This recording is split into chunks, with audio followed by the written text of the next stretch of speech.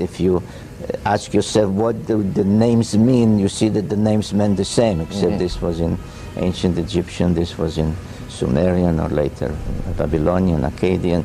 And then he said there was a period, according to Manetho, of almost 3,600 years of demigods, which meant offspring of the Anunnaki, like the sons of gods. And the Bible says, married the daughters of men and had children by them, and these would be called demigods.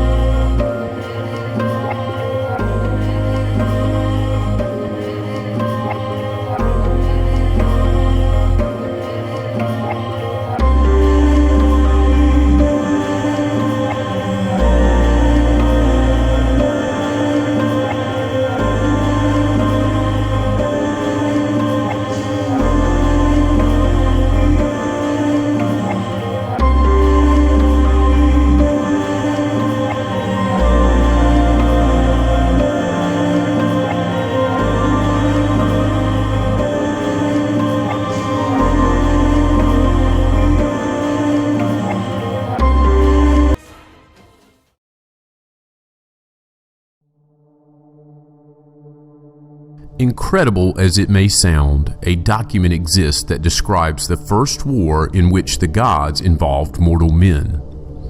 It is an inscription on the walls of the great temple at Edfu, an ancient Egyptian holy city that was dedicated to the god Horus. The inscription, remarkable for its geographical accuracy, begins with an exact date, a date not in the affairs of men, but of the gods. It deals with events when the gods themselves, long before the pharaohs, reigned over Egypt. Quote, "In the year 363, His Majesty Ra, the Holy One, the Falcon of the Horizon, the Immortal who forever lives, was in the land of Kin, also known as Nubia. He was accompanied by his warriors, for the enemies had conspired against their lord in the district which had been called Ua since that day." End quote. Prior to the creation of dynasties in the prehistory of ancient Egypt, god kings reigned.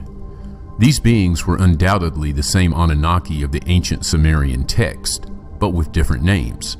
For example, Ptah of Egypt is the Sumerian Enki, Isis the same as Inanna, and Ra the same as Marduk.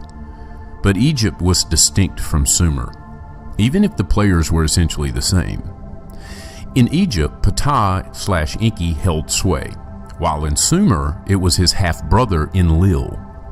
This is a major difference, and accounts for massive differences in their histories, cultures, and those traditions brought down to us today. The Sinai Peninsula was essentially the neutral zone between the opposing forces of Enki and Enlil. Unfortunately, for the humans in the zone, especially those living in Sodom and Gomorrah, for example, neutrality turned out to be a serious illusion when nuclear weapons became involved. Circa 18,420 BCE, Ptah became the first king of Egypt and was known as the creator god, a very great god who came forth in the earliest times. He undertook great works of land reclamation and diking, thus explaining Egypt's nickname, the raised land. Ptah/Enki was a god of heaven and earth, and considered to be a great engineer. His base of operations, according to legend, was at the island of Abu, located just above the first cataract of the Nile at the Aswan. He and the other gods came from Sumer. His symbol was the serpent. The name Ptah has no meaning in Egyptian, but in Semitic it means he who fashioned things by carving and opening up. After 9,000 years, Ra, a son of Ptah, became the ruler. In the interim of Ptah's reign, there was a need for a whole lot more diking. For roughly 1,000 years after the Great Flood, or Deluge, which may have occurred circa 10,500 BCE, Ptah was implementing land reclamation. Circa 9,420 BCE, Ra, the complete, the pure one, began a reign of roughly 1,000 years. Ra is reputed to have also come to Earth from the, quote, planet of millions of years, end quote, in a celestial barge which was later kept at Anu, also known as Heliopolis. And as a side note, Ra/Marduk's home was Nibiru, where a year was equivalent to 3,600 Earth years and would indeed seem to be a planet of millions of years. Also, the celestial barge is likely a spaceship of some kind based on its description. Ra gave birth to a son named Shu, meaning dryness, and a daughter named Tefnut, meaning moisture. The two set the example for mortal pharaohs in later times. For example, the brother married his half-sister. Shu and Tefnut promptly began rule as king and queen circa 8420 BCE and reigned for some 700 years. Circa 7720 BCE, Geb, meaning who piles up the earth, along with his sister Nut, meaning the stretched out firmament, began a 500-year stint as king and queen of Egypt. Geb and Nut were so named based on activities related to the periodic appearance of the Bennu bird, from which the Greeks obtained the legend of the phoenix. The Bennu was an eagle with feathers of red and gold, and which died and reappeared at intervals lasting several millennia. It was for that bird, whose name was the same as that of the contraption in which Ra landed on Earth, that Geb engaged in great earthworks and Nut stretched out the firmament of the sky. These feats were carried out by the gods in the land of the lions. The Bennu bird might have been a celestial barge, and its periodic appearance might have been related to the Nibiru cycle. For example, every time Nibiru approaches perihelion, the Bennu bird, or the phoenix, again rises.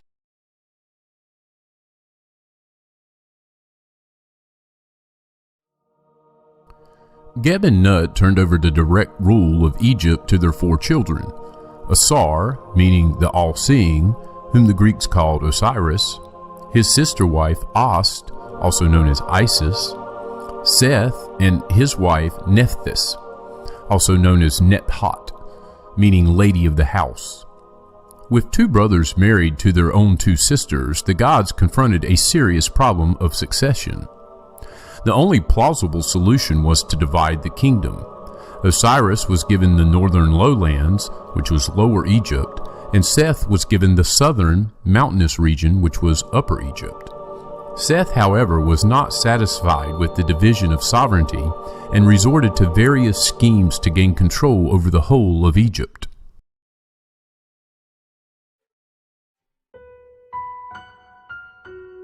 Scholars have assumed that the sole motive of Seth was a craving for power. But once one grasps what the gods' rules of succession were, it becomes possible to understand the profound effect these rules had upon the affairs of the gods, and then of human kings.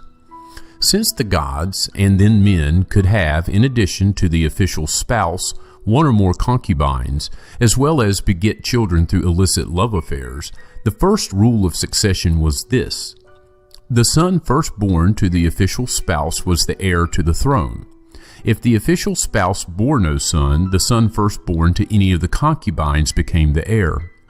However, if at any time, even after the birth of the firstborn heir, a son was born to the ruler by his own half-sister, the son superseded the firstborn and became the legal heir. It was this custom that was the cause of much rivalry and strife among the gods of heaven and earth, and, we suggest, explains the basic motivation of Seth. Our source for this suggestion is Plutarch, a historian biographer of the 1st century AD who wrote down for the Greeks and Romans of his time the legendary histories of the Near Eastern gods. The Egyptian sources on which he relied were believed at the time to have been writings of the god Thoth himself, who, as the scribe of the gods, recorded for all times their histories and deeds upon this earth.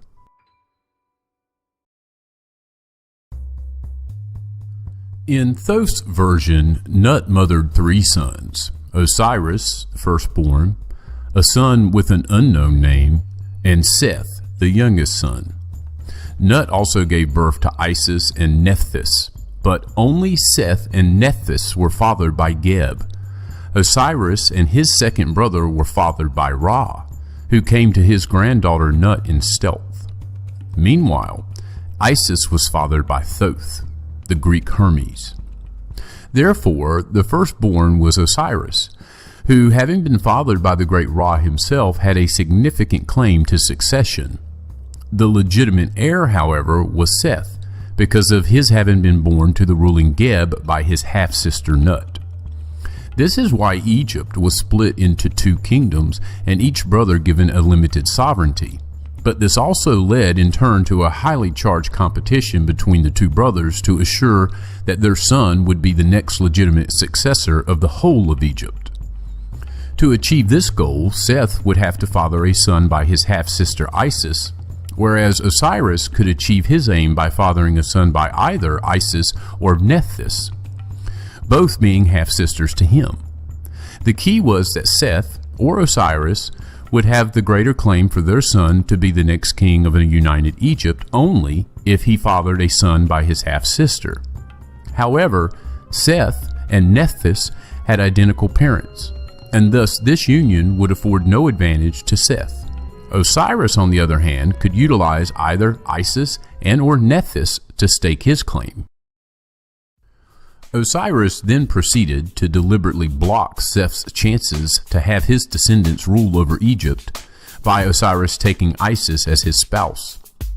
Seth then married Nephthys, but as she was his full sister, none of their offspring could qualify. In this manner, the stage was set for Seth's increasingly violent rage against Osiris, who had deprived him both of the throne and of the succession of his son. The occasion for Seth's revenge, according to Plutarch, was the visit to Egypt of a certain queen of Ethiopia named Aso. In conspiracy with his supporters, Seth held a banquet in her honor, to which all the gods were invited. For his scheme, Seth had a magnificent chest constructed, large enough to hold Osiris. This chest he brought into the banqueting room where, after it had been much admired by all who were present, Seth, as though in jest, promised to give it to any one of them whose body it would fit. Upon this, the whole company, one after the other, went into the chest. Last of all, Osiris lay himself down in it, upon which the conspirators immediately ran together, clapped the cover upon it, and then fastened it down on the outside with nails, pouring likewise melted lead over it. They then carried the chest in which Osiris was imprisoned to the seashore, and where the Nile flows into the Mediterranean at Tanis, sank the chest in the sea. However, Seth had not accounted for Isis, who promptly went searching for Osiris. She found the chest near Lebanon, but before she could figure out how to resurrect Osiris, Seth found out that she had the chest, seized it, and cut up the body of Osiris into 14 pieces, which he scattered all over Egypt. Isis eventually found all of Osiris's parts except for his phallus. However, Isis managed to extract from the body of Osiris its essence, and thereafter self-inseminated herself with his seed. This led to her conceiving and eventually giving birth to Horus. For what were apparently obvious reasons, she hid him in the Nile Delta, far from the eye of Seth. And as a side note, it's important to understand many scholars believe that in this chronology of Osiris and Isis, we find the analogs of the Immaculate Conception and messianic nature of Jesus that would later underpin the Christian religion. Meanwhile, with Osiris having apparently died without an heir, Seth promptly initiated the next step in his master plan and kidnapped Isis. This portion of the plan was to allow Seth to father a legitimate heir via his mating with Isis. Seth held her until she consented. It was starting to look good for Seth when Thoth turned up to help Isis escape, which she did. The only problem, however, was that when she returned to the swamps where Horus was hidden, she found him dying from a scorpion's sting. But then she got some real help. Quote, "Then Isis sent forth a cry to heaven and addressed her appeal to the boat of millions of years, and the celestial disk stood still and moved not from the place where it was. And Thoth came down, and he was provided with magical powers, and possessed the great power which made the word become deed. And he said, O Isis, thou goddess, thy glorious one, who had knowledge of the mouth, behold, no evil shall come upon the child Horus, for his protection cometh from the boat of Ra. I have come this day in the boat of the celestial disk from the place where it was yesterday. When the night cometh, this light shall drive away the poison for the healing of Horus. I have come from the skies to save the child for his mother. Horus was thus revived, and some say immunized forever.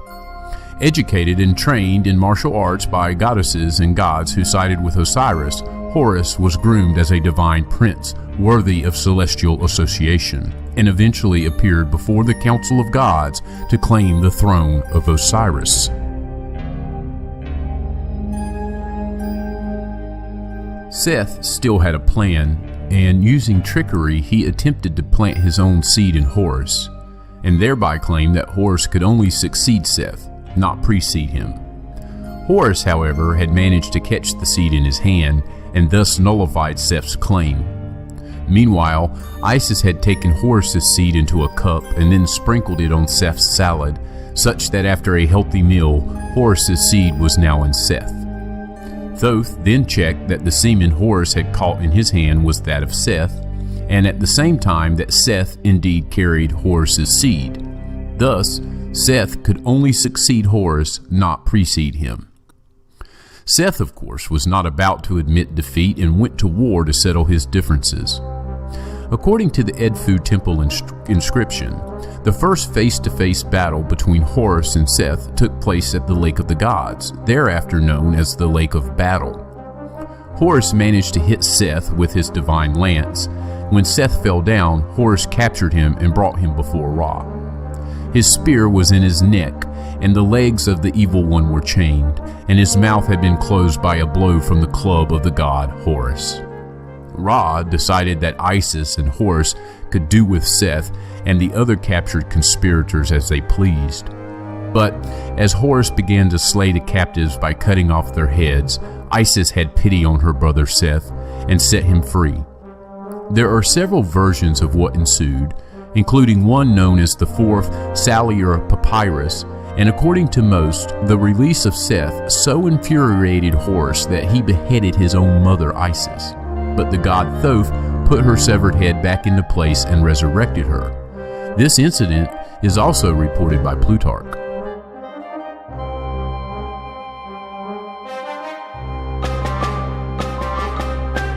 After his escape, Seth at first hid in a subterranean tunnel. After a lull of 6 days, a series of aerial battles ensued. Horus took to the air in a nar, meaning fiery pillar, which was depicted as an elongated cylindrical vessel equipped with fins or short wings. Its bulkhead contained 2 eyes, which kept changing color from blue to red and back to blue. From the rear, jet-like trails were shown from the front. The contraption spewed out rays. The text described a battle that ranged far and wide, and the first to be hit was Horus. Struck by a bolt of light from Seth's vehicle, the Nar lost one of its eyes, and Horus continued the fight from the winged disk of Ra. From out of this, he shot a harpoon at Seth. Now Seth was hit and lost his testicles. The great gods called a truce and once again summoned the adversaries before the Council of the Gods. We glean details of the deliberations from a text inscribed on a stone column by the pharaoh Shabako, circa 8th century BCE, who stated that the text is a copy made from a very old leather scroll, devoured by worms, which was found buried in the great temple of Ptah at Memphis.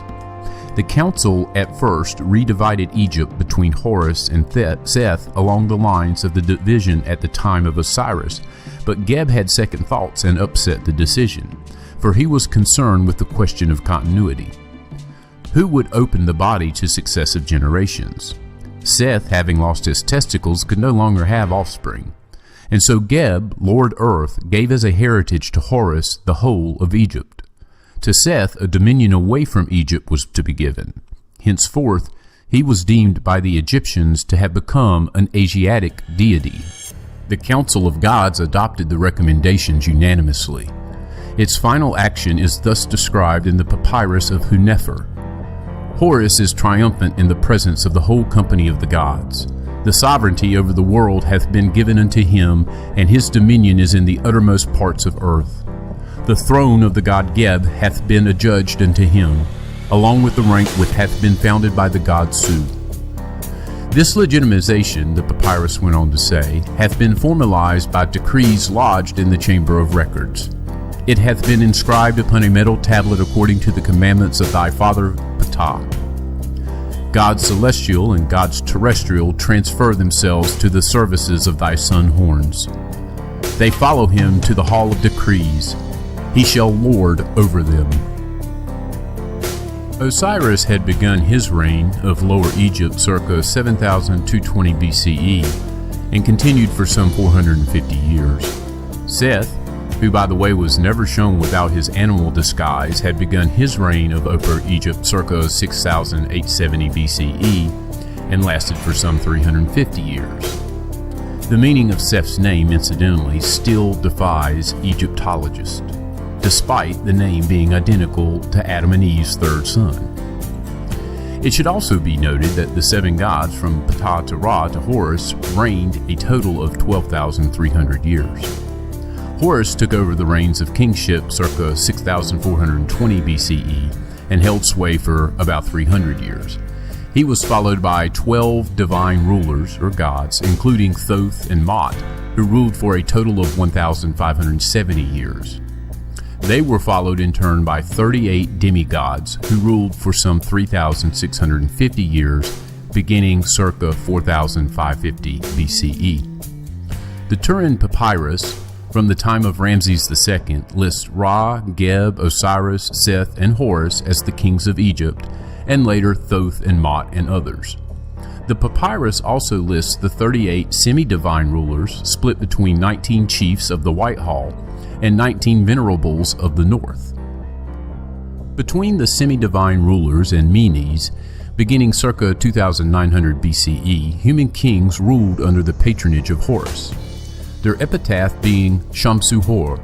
For some 350 years, these human kings ruled over what was apparently a chaotic time period. Names of those who wore only the red cap of Lower Egypt include Scorpion, Ka, Caesar, Narmer, and Sma. This dynasty is considered by some scholars as Dynasty 0. Circa 2550 BCE, the human ruler, Menes, reunited Upper and Lower Egypt and established his capital at Memphis. He was followed by 8 or 9 other kings, all of whom collectively formed the first dynasty of the Old Kingdom of Egypt. Other scholars place Menes as beginning his reign circa 3130 BCE. However, when one accounts for the 580 ghost years proposed by Immanuel Velikovsky in his Ages in Chaos thesis, the more likely date is 2550 BCE.